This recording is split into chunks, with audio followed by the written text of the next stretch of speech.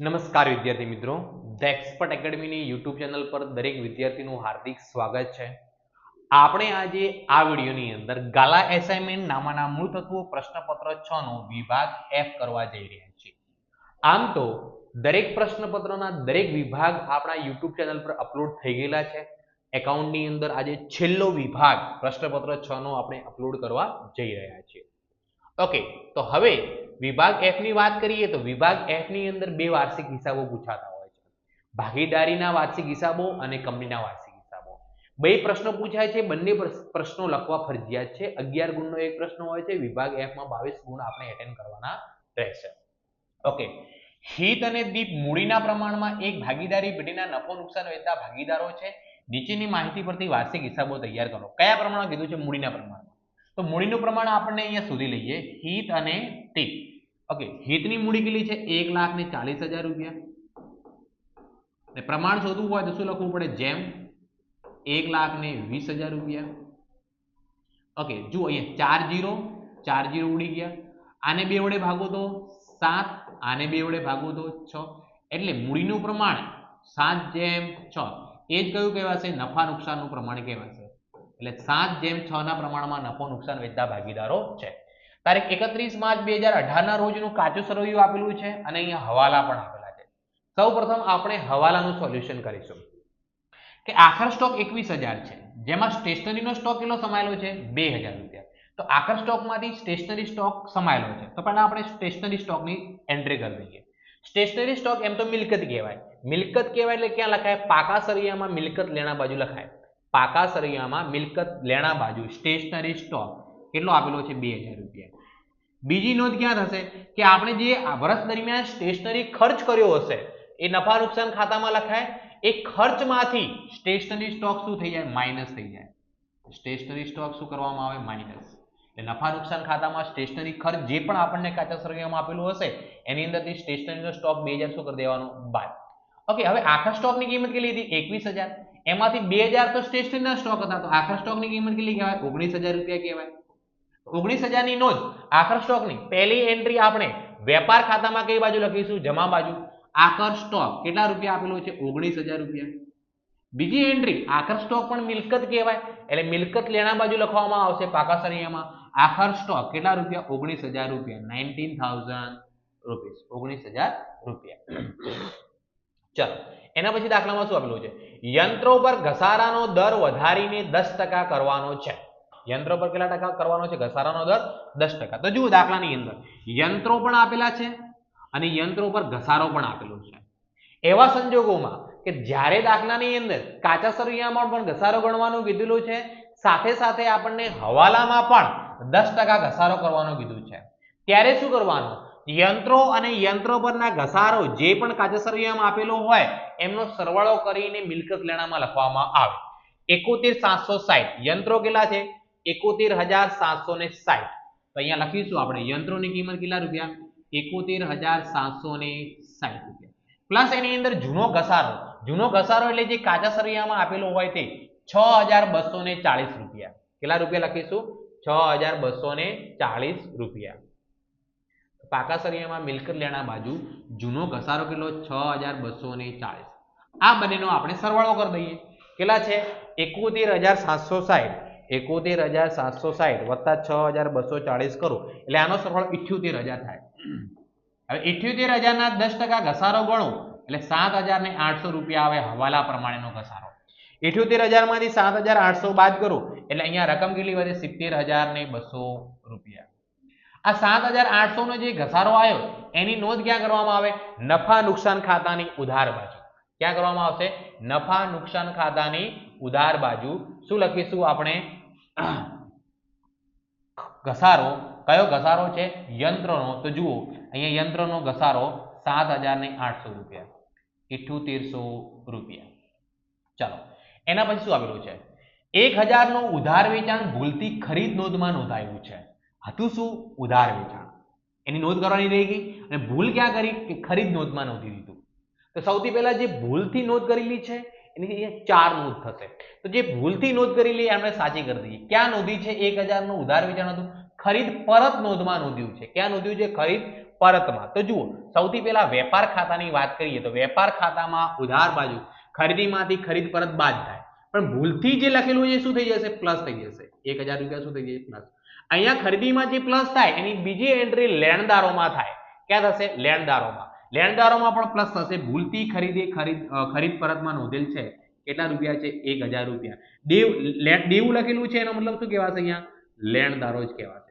ખરીદીમાં ખરીદી પરત ખોટી લખેલી હતી એ પ્લસ કરી દીધી અને લેણદારોમાં પણ પ્લસ. એ હતું શું? હવે વેચાણ પરત હતું. જુઓ શું હતું? શું? ઉધાર વેચાણ. શું હતું? ઉધાર વેચાણ. તો વેચાણ ની અંદર પ્લસ, નહીં નોંધેલ વેચાણ 1000 રૂપિયા.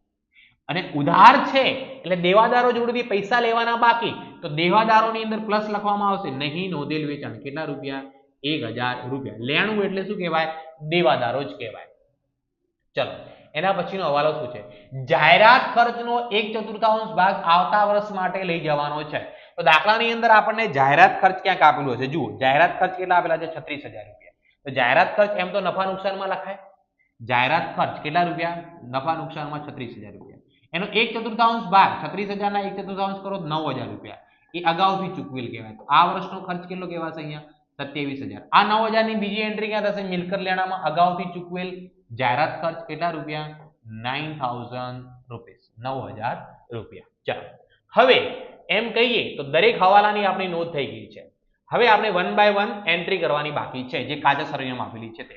સૌથી પહેલા આપણે જમા બાજુમાં મૂડી 1,40,000 અને 1,20,000 મૂડી ખાતામાં જમા કરીશું. આપણે ચાલુ ખાતામાં, 1 મિનિટ, અહીંયા ચાલુ ખાતા આપેલા છે દાખલામાં, ચેક કરી દઈએ. ઓકે, દાખલામાં ચાલુ ખાતા આપેલા નથી, હે ને? ઓકે, તો મૂડી ખાતા જ છે 1,40,000 અને 1,20,000. તો અહીંયા મૂડી ખાતા લખવામાં આવશે. બાકી આગળ લાવ્યા કેટલા રૂપિયા? 1,40,000 રૂપિયા અને 1,20,000 રૂપિયા. ચલો, એના પછી આપણને શું આપેલું છે? તો એના પછી આપણને આપેલું છે વેચાણ. વેચાણ કેટલું છે? 1,20,000. વેપાર ખાતામાં જમા બાજુ કેટલા રૂપિયા? 1,20,000 રૂપિયા. ચલો, એના પછી શું આપેલું છે? માલ પરત ઉધાર 2,000 રૂપિયા. એ ખરીદ પરત કહેવાય. શું કહેવાય? માલ પરત ઉધાર, ખરીદ પરત, ખરીદીમાંથી માઇનસ કરવામાં આવે. કેટલા રૂપિયા? 2,000 રૂપિયા. એના પછી દેવું, દેવું 79,000 લેણદારો કહેવાશે. દેવું શું કહેવાશે? લેણદારો, હે ને? દેવું 79,000. 79,000 પ્લસ 1000 એટલે જવાબ કેટલો આવશે? અહીંયા 80,000 રૂપિયા. જવાબ કેટલો આવશે એનો? 80,000 રૂપિયા. ચલો, અહીંયા દાખલામાં ચાલુ ખાતા આપેલા જ છે. જુઓ, ચાલુ ખાતું અને ચાલુ ખાતું આપેલું છે. તો આપણે જે મૂડી ખાતાની નોંધ કરીને એ ખોટી કરી અહીંયા. તો અહીંયા આપણે ચાલુ ખાતા જ રાખીશું. શું કરીશું? ચાલુ ખાતા. તો અહીંયા મૂડી ક્યાં કરીશું? મૂડી ખાતાની ડાયરેક્ટ સીધી એન્ટ્રી કરી દઈશું. મૂડી ખાતાની ડાયરેક્ટ સીધી એન્ટ્રી ક્યાં કરવામાં આવશે? પાકા સરવૈયામાં. પહેલા ભાગીદારની કેટલી છે? 1,40,000 રૂપિયા. મૂડી ખાતા 1,40,000 રૂપિયા. બીજા ભાગીદારના કેટલા છે? 1,20,000 રૂપિયા. એટલે કુલ કરો, સરવાળો કેટલો થશે? અહીંયા 2,60,000 રૂપિયા. ચલો, એના પછી દાખલામાં શું આપેલું છે? ઓકે, મજૂરીના બાકી દેવા, દેવું કહેવાય. મૂળ દેવામાં લખાય 700 રૂપિયા. મજૂરીના બાકી દેવા કેટલા રૂપિયા? 700 રૂપિયા. 700 રૂપિયા. ચલો, એના પછી દાખલામાં શું આપેલું છે? મજૂરીના બાકી દેવા. હિતની લોન કેટલા રૂપિયા છે? 30,000 રૂપિયા. હિતની લોન કેટલા રૂપિયા આપેલી છે? 30,000 રૂપિયા. તો હિતની લોન આપણું શું કહેવાશે? દેવું કહેવાશે. કેટલા લખીશું? 30,000 રૂપિયા. હવે હિત એ કોણ છે? ભાગીદાર છે. ભાગીદારની લોન પર કેટલા ટકા વ્યાજ ગણવું પડે? 6%. કોઈ તારીખ નથી આપેલી એટલે આપણે આખા વર્ષનું ગણવું પડે. કેટલા વર્ષનું ગણવું પડે? આખા વર્ષનું. તો 30,000 ના હું 6% કરું એટલે 1,800 રૂપિયા કહેવાય. 1,800 રૂપિયા ધંધા માટે ખર્ચ કહેવાય. નફા નુકસાન ખાતાની ઉધાર બાજુ લોન પર વ્યાજ હિતનું કેટલા રૂપિયા? 1,800 રૂપિયા. આ ચૂકવવાનું બાકી છે, ચૂકવ્યું નથી એટલે દેવું કહેવાય. તો મૂડી દેવામાં લખાશે ચૂકવવાનું બાકી. હિતની લોનનું વ્યાજ કેટલા રૂપિયા લખવામાં આવશે? 1,800 રૂપિયા. ચલો, એના પછી દાખલામાં શું આપેલું છે આપણને? મળેલ વટાવ નફા નુકસાન ખાતાની જમા બાજુ લખવામાં આવશે 6,600 રૂપિયા. મળેલ વટાવ કેટલો છે? 6,600 રૂપિયા. ચલો, મળેલ વટાવ પછી શું છે? બેંક ઓવરડ્રાફ્ટ મૂડી દેવામાં લખવામાં આવશે 2,800 રૂપિયા. મૂડી દેવા બાજુ બેંક ઓવરડ્રાફ્ટ કેટલા રૂપિયા આપેલું છે? 2,800 રૂપિયા. 2,800 રૂપિયા. ચલો, એના પછી આપણને શું આપેલું છે? ચાલુ ખાતા કોનું? દીપનું. કઈ બાકી છે? જમા બાકી. તો જમા બાજુમાં બાકી આગળ લાવ્યા કેટલા લખીશું? 14,000 રૂપિયા. ચાલુ ખાતામાં બાકી આગળ લાવ્યા હે ને કેટલા લખવામાં આવશે? 14,000 રૂપિયા. કેટલા રૂપિયા? 14,000 રૂપિયા. કોના હતા 14,000? હિતના હે ને. તો હિત પહેલા ભાગીદારનું નામ છે અને બીજા ભાગીદારનું નામ શું છે? દીપ. હિત અને દીપ. કેટલા રૂપિયા છે બાકી આગળ લાવ્યા હિતના? 14,000 રૂપીસ. 14,000 રૂપિયા. ક્લિયર? ચલો એના પછી દાખલાની અંદર શું આપેલું છે? હિતના 14,000 રૂપિયા આપણે ચાલુ ખાતાના જમા બાજુ લખી દીધા. સોરી દીપના છે. Sorry my mistake. કોના છે? દીપના છે. તો દીપના કોલમમાં લખીશું આપણે 14,000 રૂપિયા. ચલો એના પછી શું આપેલું છે આપણને? જમા બાજુ લખાઈ ગયું. હવે ઉધાર બાજુ ઉપાડ હિત અને દીપનો 7,500 અને 5,000 ચાલુ ખાતામાં ઉધાર બાજુ 7,500 અને 5,000 ચાલુ ખાતામાં ઉધાર બાજુ ઉપાડ ખાતે 7,500 7,500 અને બીજાનું કેટલું છે અહીંયા? 5,000 રૂપિયા. ચલો એના પછી શું આપેલું છે આપણને? શરૂઆતનો સ્ટોક શરૂઆતમાં લખાય. વેપાર ખાતામાં ઉધાર બાજુ શરૂઆતનો સ્ટોક કેટલો આપેલો છે આપણને? 15,000 રૂપિયા. એના પછી શું આપેલું છે? ખરીદી કેટલા રૂપિયા આપેલી છે? 80,000. વેપાર ખાતામાં ઉધાર બાજુ ખરીદી કેટલી લખીશું? 80,000. 80,000 માંથી 2,000 બાદ કરો એટલે કેટલા થાય? 78,000 માં 1,000 પ્લસ કરો એટલે કેટલો થાય? 79,000. અગણા 80,000. ચલો એના પછી શું આપેલું છે? માલ પરત જમા એ વેચાણ પરત કહેવાય. તો વેચાણમાંથી શું કરીશું? બાદ કેટલા રૂપિયા? 3,000 રૂપિયા. 1,20,000 માં 1,000 ઉમેરું તો 1,21 માંથી 3 બાદ કરું એટલે અહીંયા કેટલા થાય? 1,18,000 રૂપિયા. એના પછી શું આપેલું છે આપણને? લેણું. લેણું કેટલું છે? 27,400. એ આપણા દેવાદારો કહેવાશે. શું કહેવાશે? દેવાદારો. લેણું કેટલા રૂપિયા? 27,400. 27,400 વત્તા 1,000 કરું એટલે જવાબ આનો કેટલો આવશે? 28,400 રૂપિયા. એના પછી દાખલામાં શું આપેલું છે આપણને? પગાર. પગાર કેટલો આપેલો છે? 13,200. કઈ તારીખ સુધીનો? 28 ફેબ્રુઆરી સુધીનો. આપણો વર્ષ ક્યારે પૂરો થાય છે? માર્ચની અંદર. એનો મતલબ 11 મહિનાનો પગાર ચૂકવેલો છે, 1 મહિનાનો બાકી છે. છે કેટલો? 13,200. નફા નુકસાન ખાતાની ઉધાર બાજુ લખીશું આપણે 13,200. હવે આ 11 મહિનાનું છે તો 1 મહિનાનું કેટલું થાય? તો 13,200 ભાગ્યા કેટલા કરતો? 11. એટલે 1 મહિનાનું કેટલું આવે? 1,200 રૂપિયા આવે. 13,200 પ્લસ 1,200 કરો એટલે જવાબ કેટલો આવે? 14,400. આ 1,200 રૂપિયા ચૂકવવાનું બાકી છે એટલે બીજી એન્ટ્રી મૂડી દેવામાં લખવામાં આવે. ચૂકવવાનો બાકી પગાર કેટલા રૂપિયા છે? 1,200 રૂપિયા. ચલો એના પછી દાખલાની અંદર શું આપેલું છે? મકાન યંત્રો અને ઘસારો લખાઈ ગયો છે. મકાન 80,000 રૂપિયા મિલકત લેણામાં. મકાન કેટલા રૂપિયા છે? 80,000 રૂપિયા મિલકત લેણા બાજુ લખવામાં આવશે. ચલો એના પછી મકાન પછી દાખલામાં શું આપેલું છે? મજૂરી વેપાર ખાતામાં ઉધાર બાજુ 1,600 રૂપિયા. મજૂરી વેપાર ખાતામાં ઉધાર બાજુ કેટલા રૂપિયા? 1,600 રૂપિયા. એના પછી શું છે? મજૂરી પછી વીમા પ્રીમિયમ 1,800 રૂપિયા નફા નુકસાન ખાતામાં. વીમા પ્રીમિયમ 1,800 રૂપિયા ક્યાં લખવામાં આવશે? નફા નુકસાન ખાતાની ઉધાર બાજુ. એના પછી આપેલ વટાવ નફા નુકસાન ખાતાની ઉધાર બાજુ 3,200 રૂપિયા. આપેલ વટાવ નફા નુકસાન ખાતાની ઉધાર બાજુ કેટલા રૂપિયા? 3,200 રૂપિયા. એના પછી જુઓ અહીંયા શું આપેલું છે? લોન પર વ્યાજ 1,200 રૂપિયા આપેલું છે. કેટલા રૂપિયા આપેલું છે? 1,200. તો અહીંયા લોન પર વ્યાજ આવ્યું હતું કેટલું? 1,800 રૂપિયા આવ્યું હતું. કેટલા રૂપિયા આવ્યું હતું? 1,800 રૂપિયા. તો જુઓ લોન પર વ્યાજ હિતનું કેટલું? 1,200.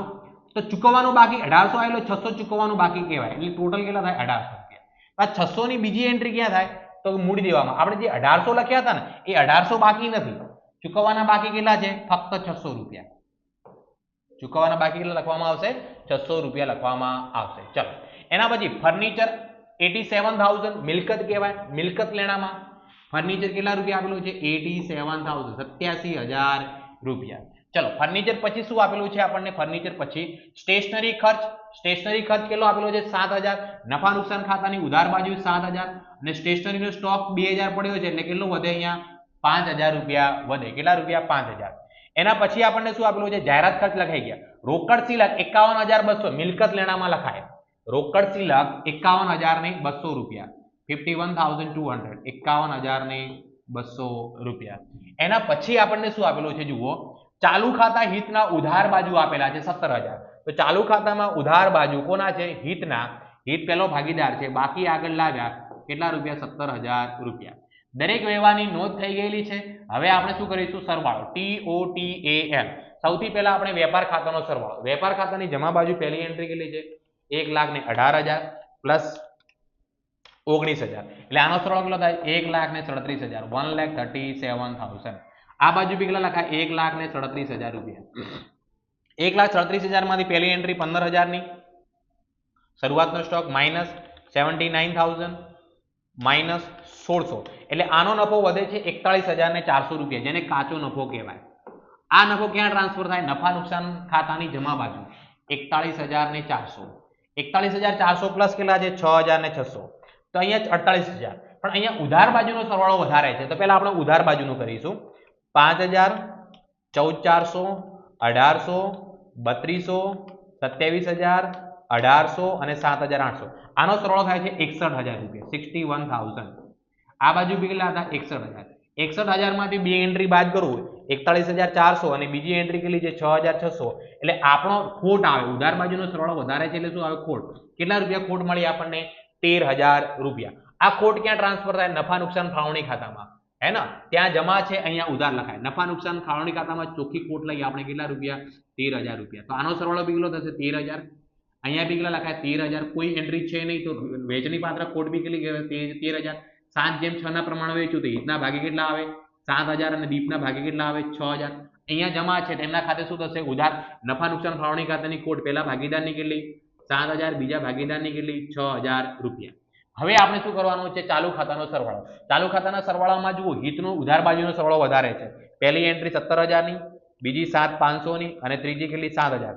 31,500 રૂપિયા હિતના વધે છે. કેટલા રૂપિયા 31,500. ઉધાર બાજુનો સરવાળો વધારે છે 31,500 એને ઉધાર બાકી કહેવાય એટલે ક્યાં લખાશે મિલકત લેણામાં ચાલુ ખાતા હિતના કેટલા રૂપિયા 31,500 રૂપિયા 31,500 રૂપીસ 31,500. દીપનો જમા બાજુનો સરવાળો વધારે છે કેટલો છે 14,000. 14,000 માંથી હું 11,000 બાદ કરું એટલે કેટલા વધે 3,000 રૂપિયા. તો આ જમા બાકી કહેવાય એટલે મૂડી દેવામાં લખવામાં આવશે. ક્યાં લખવામાં આવશે મૂડી દેવામાં. ચાલુ ખાતા દીપના કેટલા વધે છે અહીંયા 3,000 રૂપિયા. હવે પાકા સરિયામાં બંને બાજુનો શું કરવાનો છે સરવાળો.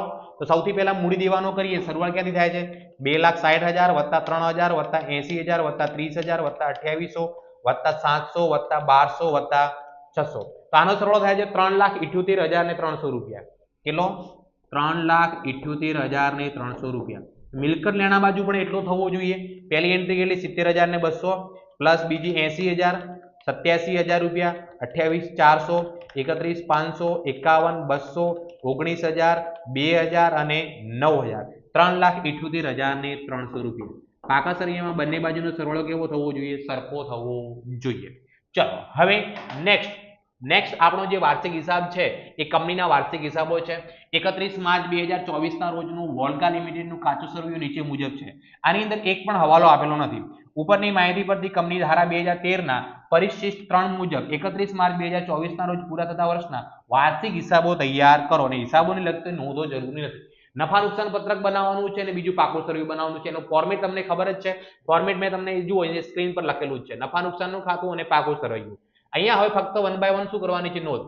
સૌથી પહેલા વેચાણ 11,50,000. તો વેચાણની નોંધ ક્યાં કરવામાં આવે કામગીરીમાંથી થતી ઉપજ. નફા નુકસાન ખાતાની અંદર કામગીરીમાંથી થતી ઉપજ કેટલા રૂપિયા છે 11,25,000.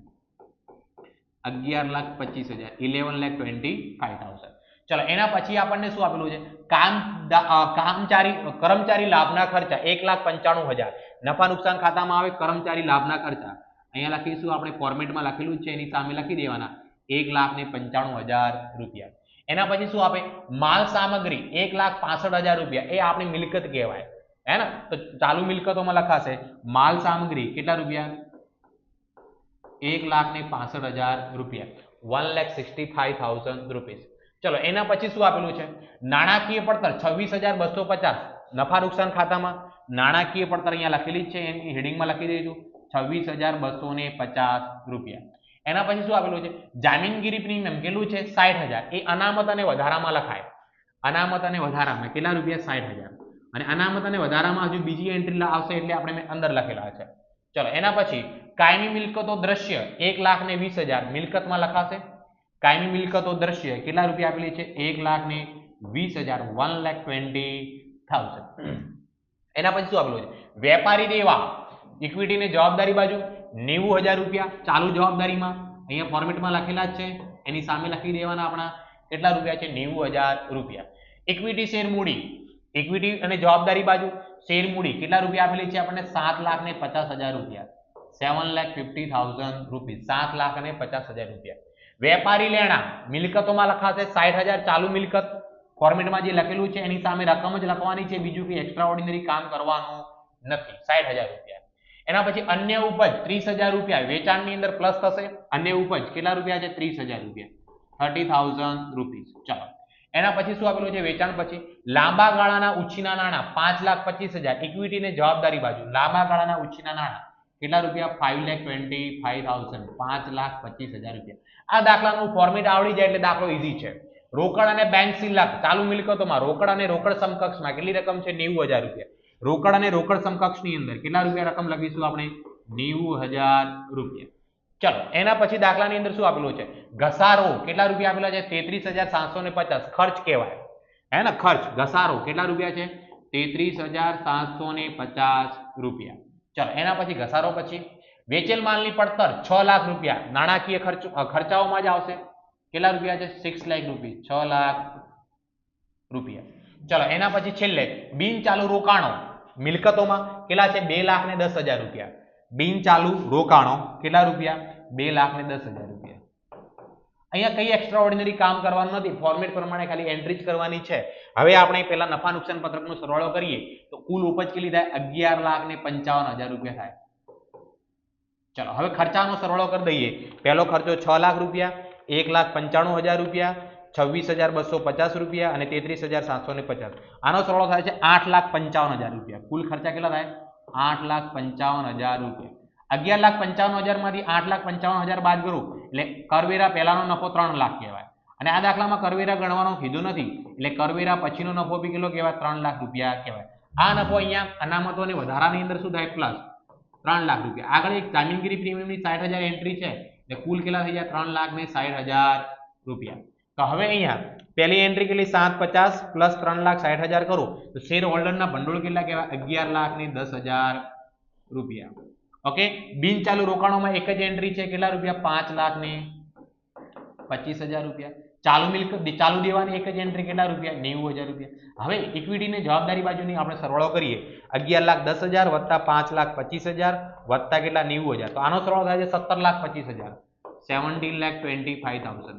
મિલકત લેણા બાજુ પણ એવું જ થવું જોઈએ, એટલું જ થવું જોઈએ. સૌથી પહેલા બિન ચાલુ રોકાણોનો સરવાળો કરી દઈએ આપણે. તો બિન ચાલુ રોકાણોની અંદર પહેલી એન્ટ્રી કેટલી છે આપણી 1,20,000. એક મિનિટ, દ્રશ્ય મિલકતો આપણને કેટલી આપેલી છે જોઈ લઉં. દ્રશ્ય મિલકત 1,20,000 લખેલી છે.